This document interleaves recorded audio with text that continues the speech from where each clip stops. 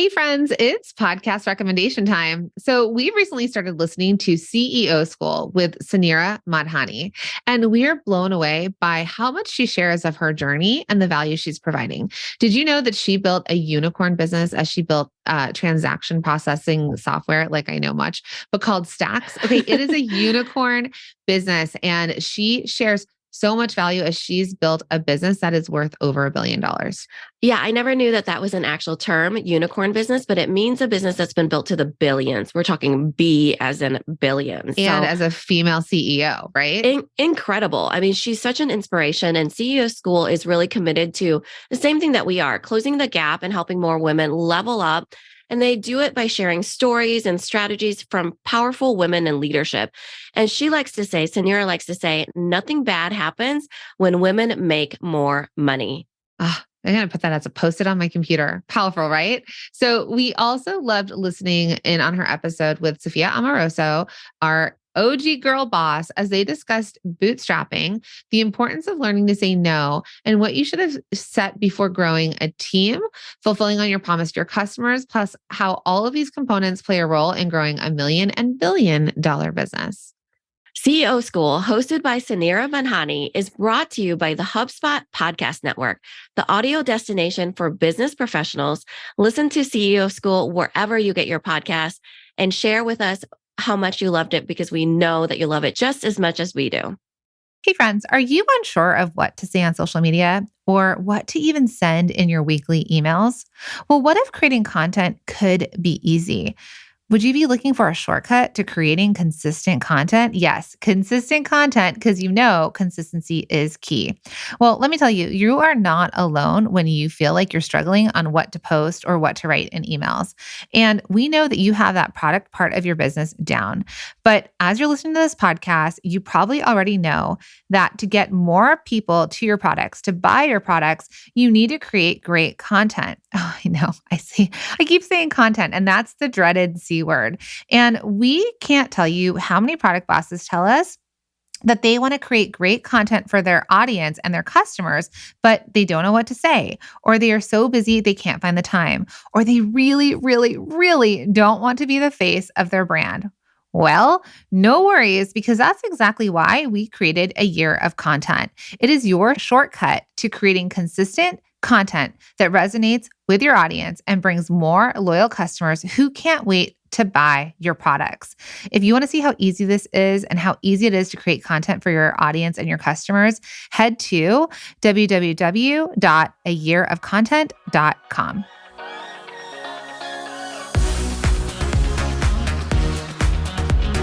Welcome to the Product Boss Podcast, where we're dedicated to helping product-based business owners turn into revenue-generating, successful, happy product bosses. I'm Jacqueline Snyder. And I'm Mina Kunlo-Sitep. Together through digital courses, coaching, and masterminds, we've helped over 50,000 students from startup to multi-million-dollar businesses scale their sales while blending in their dream life. It gets lonely out there in the product business world. We fully believe a business shouldn't be built alone. There's room at the top for all of us. So let's get scrappy and creative together, Product Boss, to be profitable, make more sales, and grow your visibility. Are you ready? Let's dive in. Hey friends, it's Jacqueline and Mina back for another year and another episode of the Product Boss Podcast. Another year. We're kicking it off strong. Yes.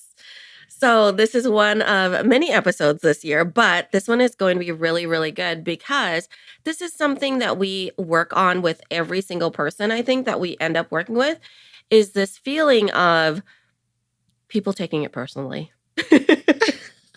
Taking what personally? Everything? Like sales, marketing, sales, building their business, feeling like things are a failure when they're actually successes, or I think this is a really big topic that we talk about over and over throughout the year. Yeah. So we're really going to get into that. A lot of what you hear back is feedback, whether you hear something back or you don't, right? It's feedback and it's not failure. So we're going to help you try and get over that idea of feeling like you have to take it personally. Now, we wanted to bring this to you early in the year because we're setting you all up to really succeed this year. We're going to jump full force into this with you here in January. We're going into the Product Boss's Guide to Your Best Year Yet free series of workshops. And it's also going to lead into the Bestseller Secrets Challenge that's going to be kicking off the week of Valentine's Day. So what we want you all to do is head to theproductboss.com/best to sign up. But with that, with knowing that this challenge is approaching, with knowing that we're going to start talking a lot about how your bestseller can really work for you by getting your bestseller onto multiple sales channels, diversifying your sales platforms and diversifying your marketing efforts with less headache, right? And how that can actually grow your business faster. It could really build that momentum. Right. And so we get tens of thousands of people that go through our challenges. And like Jacqueline said, this is our most popular and our favorite one because it helps you to really understand how to scale as a small business. Now, we get people from every stage, like I said, it's anywhere from people starting to multiple $1 million businesses.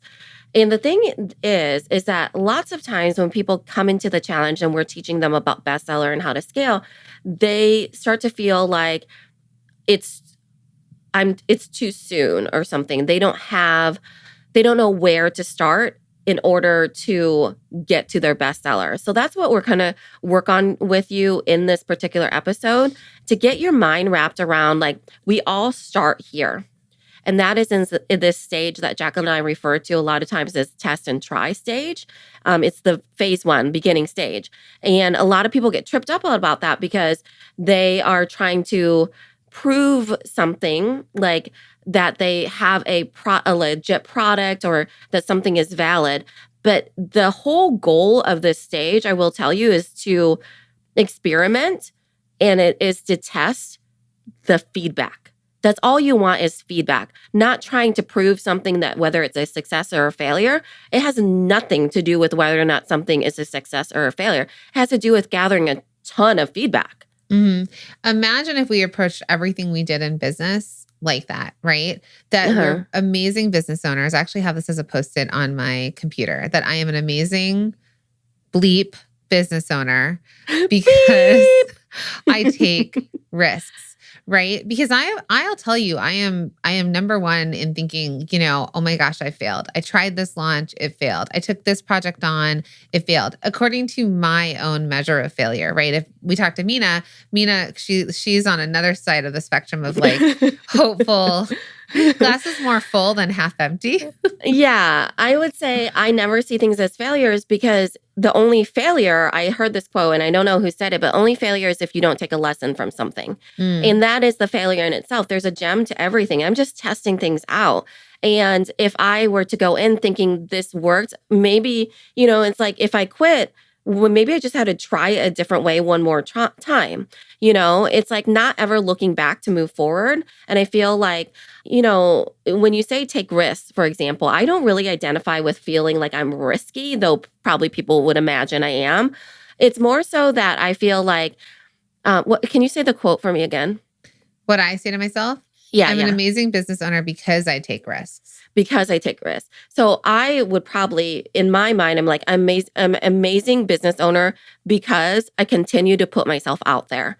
In my mind, that is what a lot of us do. It's like continuing to take the risk of putting yourselves out there in different ways and then seeing how the world receives that. And that is very risky to a lot of people. People don't want to put themselves out there. They don't want to open themselves up to critique. We don't want to fail. Feedback. Yeah, we don't want to fail. Exactly. Failure is something like failure goes into I'm not good enough. I shouldn't be doing this. What do I know? Terrible idea. Yeah. What do I know about running a business? I have these big hopes and dreams, but if I can't do X, then I'm not going to be Y, right? So I will tell you, it has nothing to do with that. Nothing to do with that. But this is the mindset stuff, right? And so that's why I think what we want to do and because this is something I've had to work on. So something that I've started shifting my mindset around is it's feedback.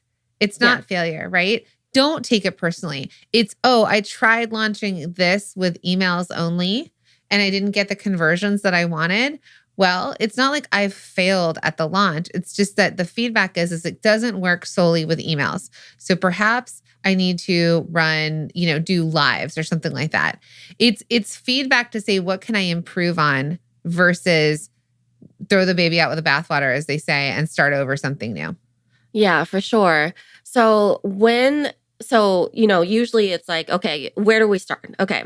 We're starting off in a business. And for when all of you come to us, even in the challenge and in the workshops, we start to tell you, go deep and not wide. That's just to give you a preview. But most people are like, but how? Right. But And let's talk so, about what that means because I want to, like, I think mhm, you and I are talking around it, like contextually. So let's talk yeah, about product people. yeah, So a lot of you, and this can work for you if you're a multi-million dollar business or you're just starting out. So if you're just hmm starting out, you might be saying, I don't have any sales. How do I get, like, am I failing because I haven't made sales? Am I failing because I don't even get feedback? I don't make feedback. Some of you might be saying, I sell, but I don't sell a lot. I've barely sold anything. How I've could sold I, five things, yeah, you how could know, I possibly, like, I feel like I'm failing, and how can I find a bestseller, or how do I go deep not wide when I have no idea what I'm doing? Some of you might have that Etsy mentality of making literally everything you could possibly make in your workshop with the tools that you have. And then you've got all of these things because Etsy told you so. And you're like, but I have all these things. I have no idea how I could niche down. And it goes on from there, right? So that's, I think, just the context of where Mina's going to take us. yeah, for sure. So let's say you are that Etsy seller and you hear from all these people, like, just start selling and see what happens. If you have too much product, though, you're collecting too much data on too many different things, too many variables. So you don't know what's working. That's the problem. So, in to put this into simple terms, you want to prove whether or not something works in the way that you're selling it. Okay. So, for example, let's say you took, instead of Etsy, which it could be Etsy, you took, what you think that you want your bestseller to be, and you tried to prove it in person. That's just, it could be Etsy, it could be in person, it could be like, let's just start with one. Okay. And so you start sending out emails about it. You start talking to people that enter your booth. You start arranging your booth in different ways, and you start testing it because all of us have this gut version of, ooh, I'm starting this business and this is what I want to sell. This is what I want to sell. So I'm going to test it. I'm going to prove if there is a market fit for this. That's what you're trying to prove. Now, we get wrapped up in that word proving because then it becomes like, oh, this is, you know, proven or not. But really, in this stage, you just want feedback. So, for example, when somebody's entering your booth, you literally are trying to sell to them that same thing, whatever it is, and you're trying to say to them, here's why you should buy it. And so you're collecting data over and over of what makes that person bring out their wallet and actually pay good money for whatever you're offering them. So that's the feedback, right? So they either say no or they say yes. This is where people start to take it personally. They're like, ooh, that person didn't bring out their wallet and they didn't buy. I'm taking it personally as I didn't make that sale. But was it the timing? Were they not the ideal customer? Did you not phrase it in the right way? Did you not make the desire for them the right thing? So usually it's about like testing the same things over and over, like saying the same things over and over, selling the same things over and over. And Jacqueline and I, when we were talking about this concept, we're like, if you hear it, mirror it. So if you hear them say something that made them buy, you mirror it and test it on the second person. So when the other person comes in and you're like, yeah, this person bought this for all of her grandkids, and they're like, it clicks in their brain like, oh, that's how I could, why I would buy this too. Then you start to see, ooh, that was really good data right there. They're buying it because of this. I have to verbalize why they, that this is for their grandkids or whatever it is. So if you hear it, they mirror it. And that's really what like testing and trying and experimenting is. It's playing around with the messaging, playing around with the product, and seeing if it really does make the purchases with the customer that you are attracting. Does that make sense? Yeah. So I'm gonna use the World Cup as an example. Okay. Okay. I just made a reel about it. And I'm gonna use the World Cup as an example of how you all can do this. So we just went through, football, soccer, however you want to say it in the world, wherever we're listening. Football. So you put together teams, right? Imagine a Mhm. team is your product lineup. All right. So Uh-huh. you're creating a team of products to put out there and compete in the world against other people's teams of products. You're a candle maker. You have a team of products going against another candle maker's team of products. Now, I know we always talk about collaboration over competition, but there is a competitive place in the market that we want you to be known for, right? So like if anyone hasn't watched 3 months later, Argentina won the World Cup. Spoiler alert. Spoiler alert, a couple months later. And Messi, it was the first time out of his entire career that he actually won the World Cup. Now, if we think about our products as a team lineup and we start to have a team just play, think about your kids going to AYSO soccer, they're out, they're playing. They're playing in the marketplace, right? They're playing. The World Cup. Yeah. And then you start to see, that kid's really, really standing out over there as like the person who's like shooting all the goals, right? They're the striker. They're doing really well. Or wow, that goalie over there is like really saving this team. Maybe there's a combo of different players, but nonetheless, long term, if you've ever played sports, there's usually something at the end, which is your MVP, your most valuable player. So when you start to play your products out on the field of the market and you start to get direct feedback, you're going to see which ones don't do well, don't perform, that need to be taken off the field. You're going to see the ones that are doing okay, but they need more coaching, they need more help, or they're just kind of like coasting. Then you're going to see your MVPs. You're going to find yourself the Messi who's going to like be the number one on that team. And you're going to say, I have found my most viable product, my most valuable player, which AKA is your bestseller. Then you lead with that, right? Then you put your strongest item out in front. You put that one out to do the penalty kicks. You put your bestseller out to lead the team forward.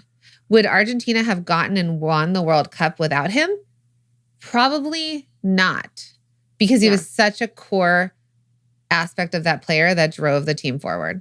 And here's why, too, is because it wasn't that he was just a star and it was only him. There's no I in team. He was a great supporter. He was a leader, meaning that the rest of the team really followed suit and they really thrived because he led them in a way that they felt supported, right? Not in a way that it's like, hey, I'm the star of the show and you guys just do whatever I want to do. So even with your bestseller, imagine like when you're doing bundles, the bestseller supports the other things in that bundle. That's just an example. Or it's done in a way where it's like, oh, you're leading with your bestseller, but you're not only selling your bestseller in a lot of times, right? Sometimes there's bundles. Sometimes there's you might have other categories, other products, right? Yeah. Right. Now, here's where I want to step it back and now get tactical for all of you. So when we go back to the idea of it's feedback, it's not failure, right? So don't take it personally. For all of you that are either just starting out, you're because we get this question all the time in the live challenge and the live workshops. Well, I'm brand new to this. How do I even determine my bestseller? This is the key that we want you all to think about if you're in that kind of startup stage. You haven't really started generating revenue yet. Maybe you're making less than $2,000 a month. No matter what, you should have all found a niche. Okay. Mm-hmm. If you're making kids clothing and pet clothing and candles and bath soaps and jewelry and you're selling all of this at once, then you're not going to be known for anything. Right. But if you're like, you know what, I really see a need in the market for kids clothes that are brightly colored for boys and girls that maybe are unisex, let's call it, then that is the market category you're going into. You're going to test it. Do parents want onesies? Do they want, or like jumpers? Do they want shorts, shirts, dresses, whatever it is? So at least we've got like a category we're going in with. Then what we want you to do is we want you to go somewhere that you can get really good, quick feedback. And typically we see that happen at in-person type events. So holiday markets, gift shows, farmers markets, yeah. craft shows. Mm-hmm. Grassroots ways. That's really the idea of it, is like, that's why you'll see sometimes bigger brands will just go straight to farmers market because they have immediate feedback and face-to-face feedback. Yeah. Meaning that it's like instant to them. Yeah. It's harder to build a website and just have like the universe show up and buy. You could try it on social, but you're going to want to test it in different ways. Perhaps some of you have tested it on Etsy. Another quick way of feedback is jumping into wholesale, and we teach this in Multi-Stream Machine, which is our signature course, or in program, is the idea of putting basically what we're asking you to do, which is why I started with the word risk, is put yourself out there in front of real human beings. Yep. And when you watch the real human beings, when you listen to them. So we want you to watch, listen, observe, and then also look at the transactions. What are they reaching for? What are they saying? What are they mumbling to the person they walked into your booth with, right? What is everyone walking in the direction of? Switch things up in your booth. If you're like, oh, people are loving this one thing, I'm going to put more of them in the front. Start to get the feedback, because that's what we're saying about failure. Start to get the feedback and be like, oh, I heard her say, I wish they had it in size X. Or, oh, Mhm. I heard her say like, oh, this is too small. I want a bigger vase. Think about what they're saying. Don't take action immediately, but get the feedback. And when you start to see consistent feedback, that is the thing that's then going to help you make your product the best of the best and to hit your customers' needs in the best possible way. Hey, product bosses, you made it to January. Congratulations. And as you start to wind down and recover from the holiday season, it's so important to focus on working on your business instead of working in your business now. Right. And we say it all the time. Working on your business is just as important as working in your business. And one of the best ways to work on your business is to start moving things off of your plate so that you can spend more time in your zone of genius. But how, right? So, one of the easiest ways to move things off your plate is by using a system and using a software that helps track your marketing, your sales, your customer information all in one place so that you don't have to worry about it. And you're able to find that information in a breeze, especially when you get back into being busy and working inside your business.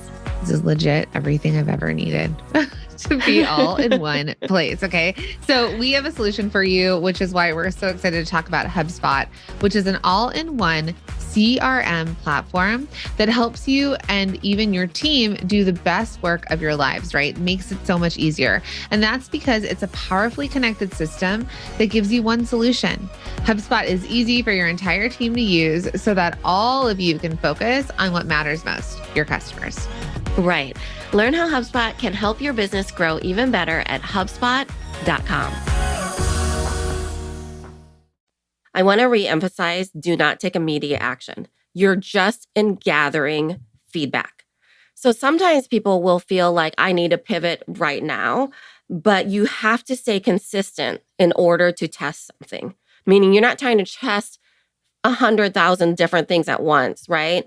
Or even 1,000 or even 100. You need to stay consistent and have the same conversations over and over a lot of times. So that way you can gather the feedback and you can see, is this messaging landing? Does it feel right?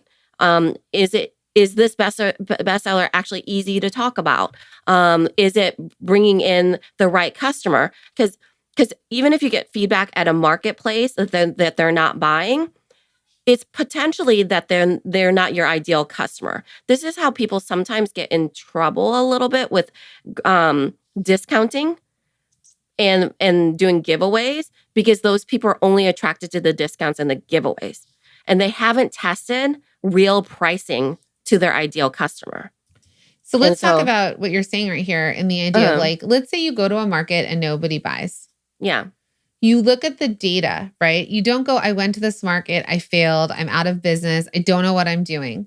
You look at yeah. it and you say, well, what was it? Was the right customer there? Was it the location I was in? Was it the way my booth looked when you look around at the other booths and other people are Was I busy? sitting there on my phone? Yeah. Did I not actually put myself out there? Did I just show up as a booth owner, but passively sat there? Yeah. You know how many times I walk past booths and the people aren't there? Yeah. All the They're time. chit-chatting somewhere else. Nobody is Or coming they're into on your their booth. phone.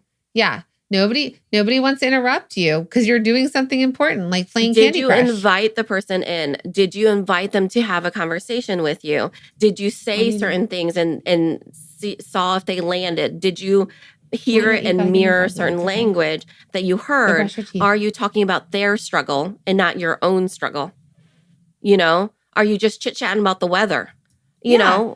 And pay attention to the other booths, the other people in the space that you're in, who's busy.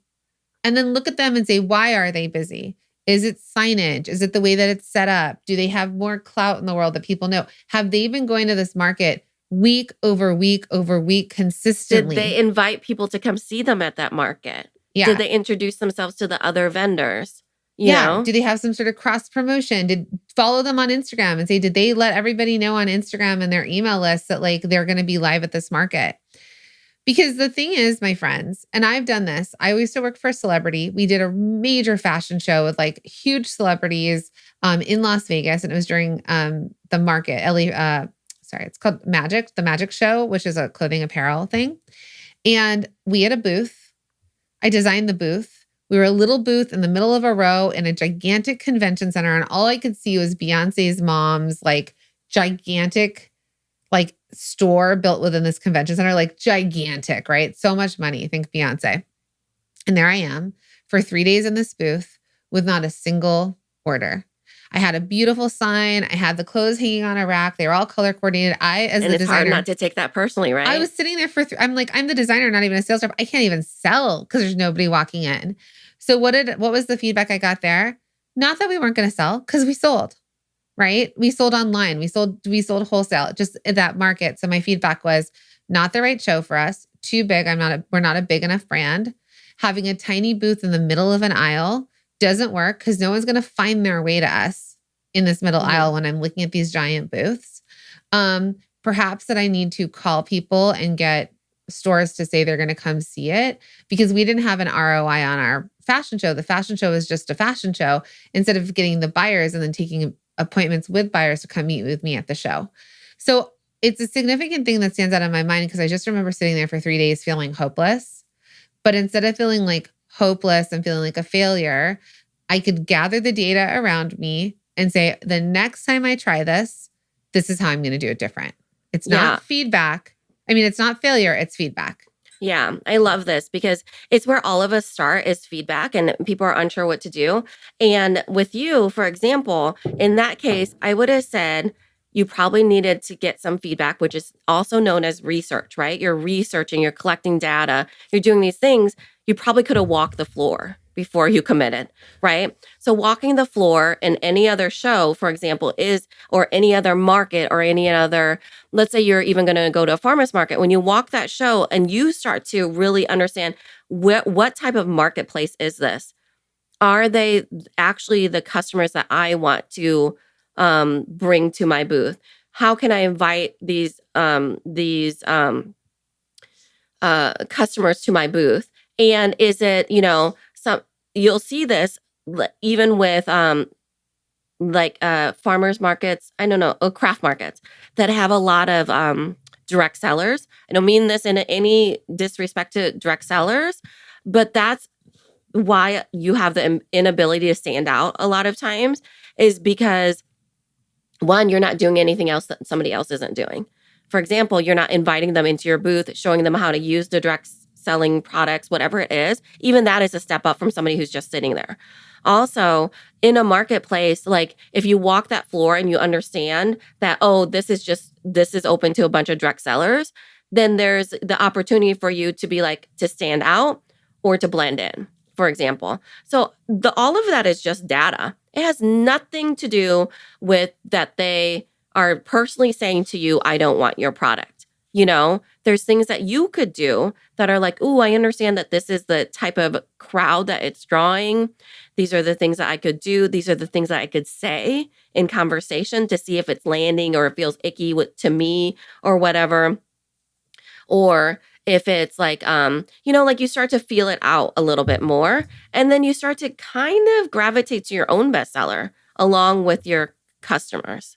And I think this comes to you and I pretty naturally because we're high fact finders. We took a test called the Colby test, and it buckets you into 4 different things. And Mina and I are quick starts, which means it doesn't take us a long time to make a decision and start something. There's some people who are lower on the quick start, which means they will not probably take action. Like analysis paralysis usually. Yeah. But we're high quick start, but we're also high fact finding, which means that Mina and I need just enough facts to be able to make a decision quickly. So our team knows if they come to us without facts, without data points, it will be very hard for us to say yes or no. And we're probably going to come back and say, give us more information, what our brain is asking. So I think the same thing for all of you is it's starting. I think if we could think about business in a scientific, mathematic way, and you could pull the emotion out of it. When we say math, not drama, numbers are numbers, they're feedback, right? Hmm. Even testimonials are feedback. Yes, sure, you got opinion in it. People's actions, typically we think we want to Yeah. go off their words, but their actions are actually the thing that's telling us Yeah. I the real mean, any feedback. scientist knows that you monitor the behavior over what somebody says because people can say they want this, they want that. Hey, you know what you should do? You know what you should make? Yeah, they can say it, but will they actually behave in a way that they're pulling out their wallets to pay that for you, or pay you for that? And that's where like behavior, where it's like, even with us, like sometimes, if you want somebody to take a certain action, you have to really think about is that they say they want that, but is that true? It's like that emotional part of Oh, it, how many people will tell you, you all know this, you make something like, you know what you should do? You Yeah, should make X. right. You're like, that's great, but I'm going to become the best at this. Hmm. So I think for all of you to not kind of get too confused is that because some of you might be out there thinking, well, people still don't buy from me. Like maybe you did just decide to do candles and you got, I always use candles because I think very specifically in terms of a jar and wax, and really the variations are the scents and the sizing potentially. That's why I give candles, because it's like there's lots of variations to a particular product. Now, let's say they're not buying. Then you need to say, okay, well, I can't get the data from the money. Something else before that is broken. What is Hmm. that? It could be that the packaging isn't pretty. It could be that they Yeah, look like every other candle out there. It could be that the vase, it's a little too handcrafted. It could be that the location you're going to doesn't have the right customers there to be attracted to the type of vessel you're sharing it in. Because yeah, the question is if they come up and they smell it and they put it down, you can see immediately like, oh, they're not attracted to any of the scents, or something about the scents doesn't stand out. Another thing for me with candles is I'll smell it, but like it'll be, I think it'll be this way. I see something and it looks pretty. And so I hmm, walk up to the vessel because I like what it looks like. Then I look at the labels and I go, oh, okay, I want to try that scent. I pick it up, I smell it. If I like the smell and I like the look, I most likely will buy it if I'm in the mood for a candle. If I don't like the smell and I like the look, I might pick up another one and smell something else.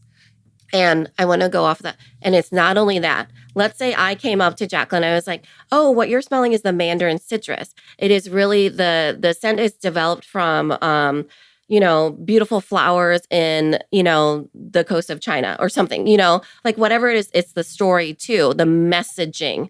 So not only is she smelling it and she's looking at the vessel, but somebody has to push her over with the messaging, the hook, the desire for her to buy right then and right there. I was inspired by the late summers of the coasts of California, where the orange Yeah. trees are blossoming and the ocean hits the sand, and you get this mix of saltwater air and orange blossoms, right?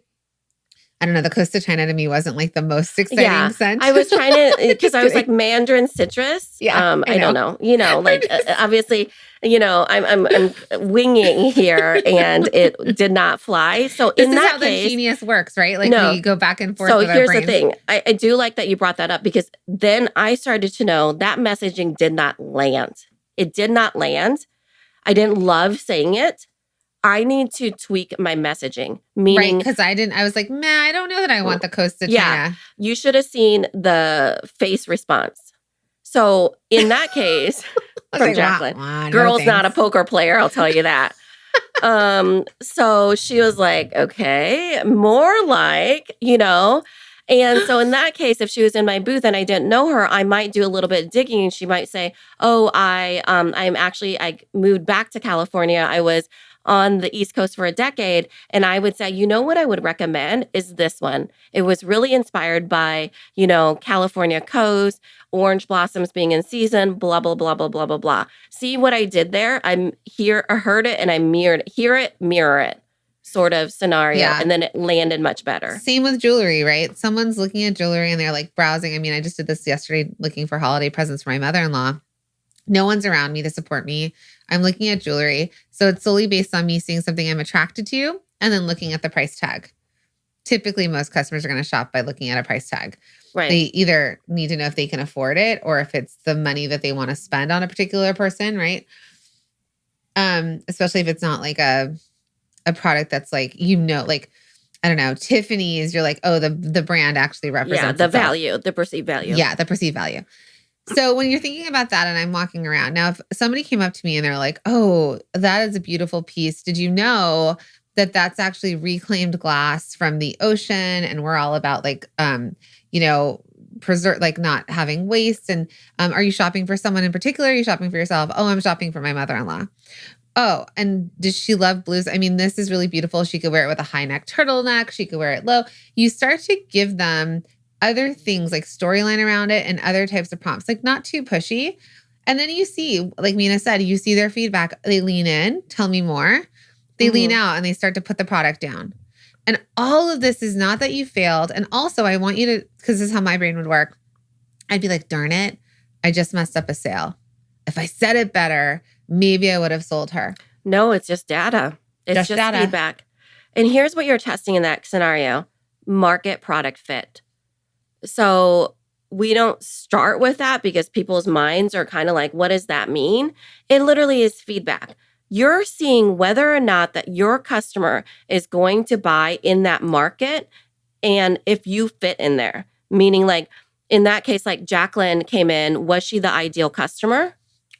What messaging? I'm playing around with messaging and that market, right? So that Jacqueline explained it as like the category before. So it could be, oh, okay, I know how I'm going to stand out is because I know that this has the right ideal customer. I'm in the marketplace, meaning like these in-person marketplace are the right ones for me, or it could be like you said, you know, like even a makeup store or whatever. It could be a pop-up. It could be, you know, pop-up in a retail store. It could be Etsy, Amazon, whatever it is. You're testing out like product market fit and seeing if people are like, ooh, yes or no. But that yes or no is simply feedback, you know? And I know a lot of you out there have a lot more questions. Well, what about my website? What about this? What about that? You know, we go into a lot of this once you figure out your bestseller, and we work with our students in Multi-Stream Machine on this, right? How to get websites to convert. Yeah, that's phase 2. Yeah. So all the questions you're having, a lot of that happens within Multi-Stream Machine. But right now, we really want you to just shift your mindset, whether you need to put a Post-it on your computer, have it written on your phone as a screensaver. You can, you know, you could say it's feedback. It's not failure. You could say I'm an amazing business owner because I take risks would be mine. And you said you put myself out there, put yourself out there, right? I am an amazing business owner because I try things differently. And I'm always, I'm learning from what I'm learning, because exactly what you said too.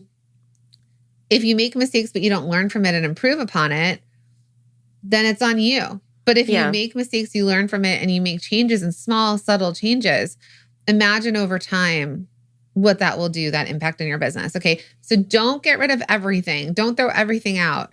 It's getting better and better at what you're good at, what people want from you.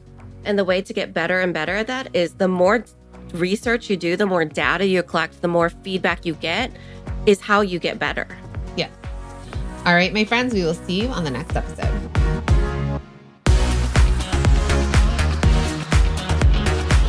Thank you for being here and listening all the way through the Product Boss podcast. If you love our show and it has helped you in any way in your business, would you mind doing 2 things for us?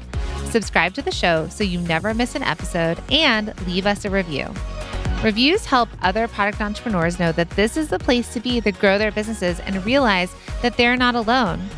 And we know that you all know that a 5-star and honest review helps you sell more products to more people. So you know that your reviews help us reach more listeners around the world. Remember, what we give is what we receive, and we are all about helping each other in the Product Boss community. We are all in this together. We would be so appreciative of you if you could take the time right now to subscribe, leave a review, and even share this episode on social or someone you know so we can impact more lives. And remember, subscribing means that you will get notified each time we release a new episode so you never miss a thing. You have helped us grow and climb into the top 10 of all marketing podcasts, and together we can keep climbing. Thank you, friends. And remember, there is room at the top for all of us.